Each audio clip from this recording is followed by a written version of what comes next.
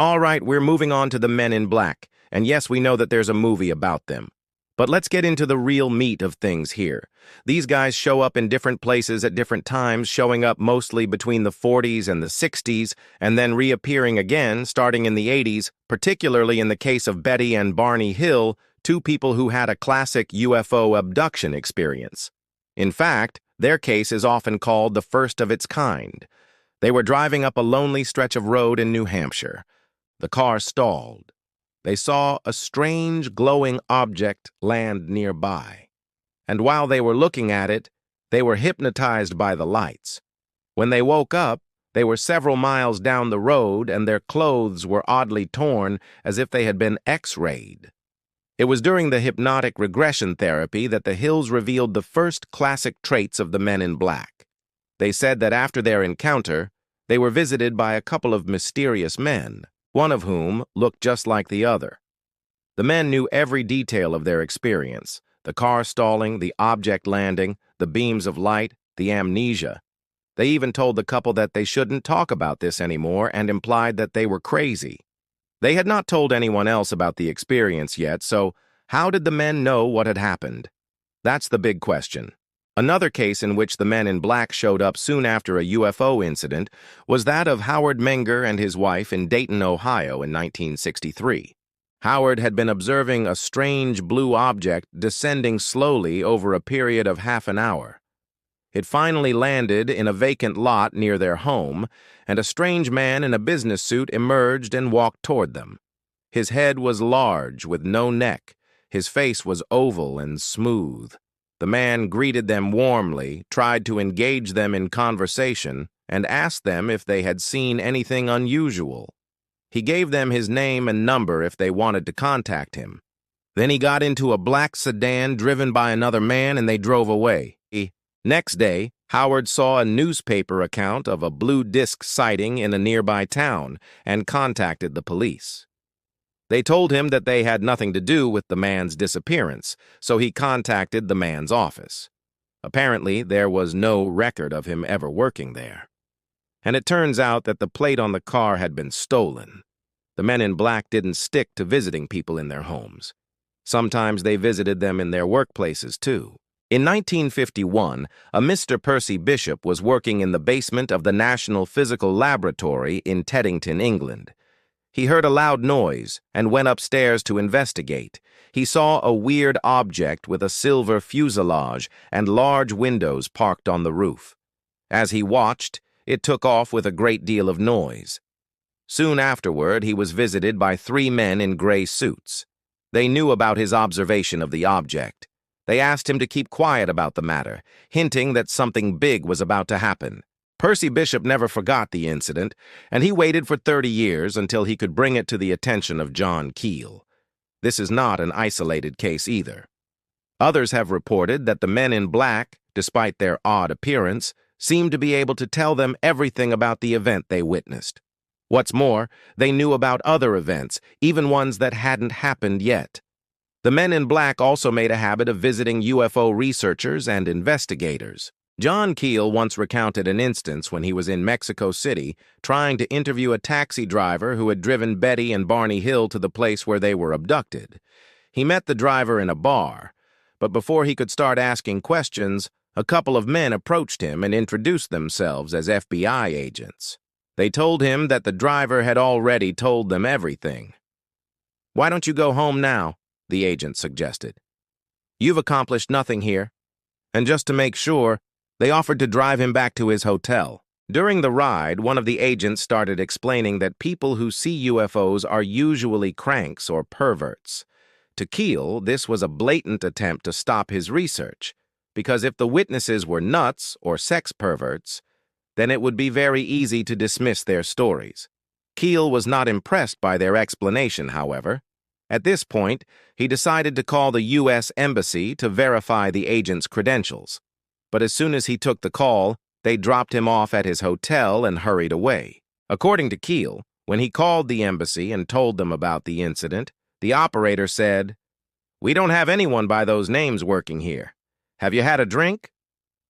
Needless to say, the meeting was fruitless. Keel was left with the distinct impression that someone didn't want him to talk to the driver. There are other instances where the men in black attempted to lure people away. For example, in Phoenix, Arizona in 1964, a Mr. Jack Weiner was hanging out at a local UFO hangout, hoping to meet someone interesting when a man in a black suit approached him and engaged him in conversation.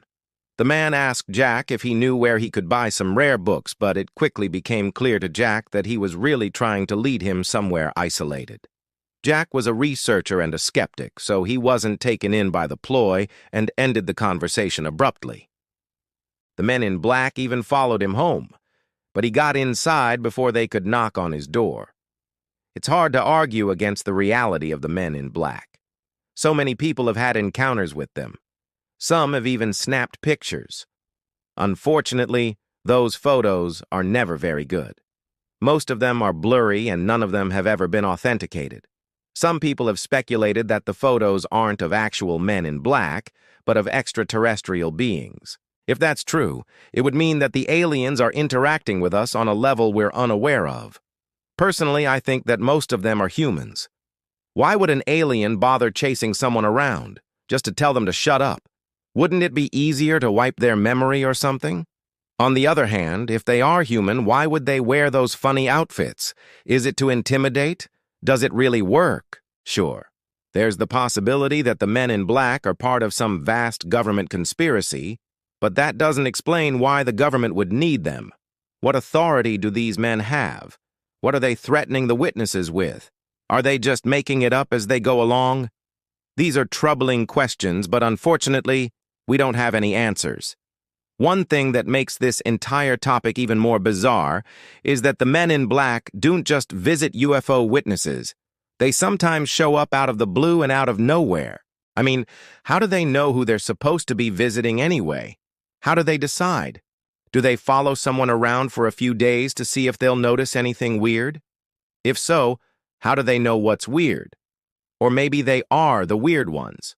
Well, in 1965, a Mr. and Mrs. Phillips were awakened in their home in Lubbock, Texas, by the sound of shattering glass. They found a small piece of a window on their bedroom floor and another piece lying on the lawn outside their house. The next day, a man in a black suit came to their door. He was tall and slender, with large, dark skin and almond eyes. He told them that he was investigating the manufacture of their window and asked if they could identify the glass. They said that they had no idea. He then warned them not to look for the man in black. If they had any information, he would contact them himself. The following day, they received a telephone call from someone who identified himself as the man in black. The voice was cultured, resonant, and friendly. The man asked them to send the glass to him. He would pay the postage. They refused. What was the worst that could happen if they identified the glass? The man in black replied that he didn't want to scare them, but a crazed Russian might have used the glass for target practice. That sounded ridiculous to the couple, and they never sent the glass. The man in black never called them again. To illustrate a little how bizarre some of the incidents are regarding the MIB, I have assembled a short list of some of the more interesting factors in some cases. In 1968, an ex-Air Force man was gassed and interrogated by MIB after he had learned classified NASA secrets. In 1965, a teenager was threatened, and the MIB actually took close-up photos of UFOs from him. Also, in 1965, 3 men in the lobby of the U.S. State Department, who were obviously MIB, were seen leaving a mysterious artifact behind, and the artifact was not picked up until 3 days later. Again, in 1965, 2 men who were obviously MIB posed as Air Force officers in order to silence witnesses to a UFO crash in South Dakota. On another occasion, the MIB tried to buy Coke at a vending machine before business hours.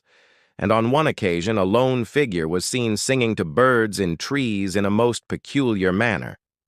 But none of these incidents really compare with the following.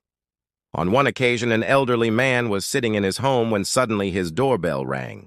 When he opened the door, there stood a strange man whom he had never seen before.